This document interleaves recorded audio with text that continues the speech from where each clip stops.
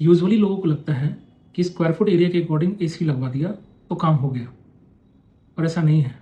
Late me tell you why. एक commercial project है जिसका एरिया 600 स्क्वायर फुट के अराउंड है।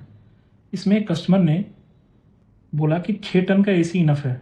हमने उन्हें बताया, आप अगर इस बिल्डिंग को देखो तो ये बिल्डिंग वेस्ट फेसिंग है और इसमें फ्रंट में पूरा ग्लास है, अगर आप देखो तो।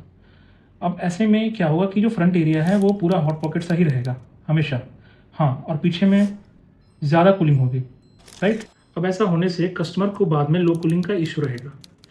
फिर वो शायद बाद में कोई एक इंडिविजुअल एसी लगवाएंगे, लाइक स्प्लिट एसी और cassette AC.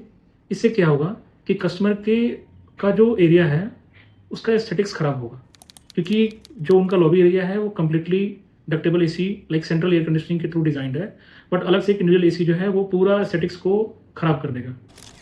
The solution is here to simply increase the tonnage of ductable ACs right now only to avoid such problems in future. But imagine this, if it happens in large commercial areas where the crowd is abundant, aesthetics hold significant importance and the gap in tonnage is more pronounced. To avoid such issues, listen to professionals.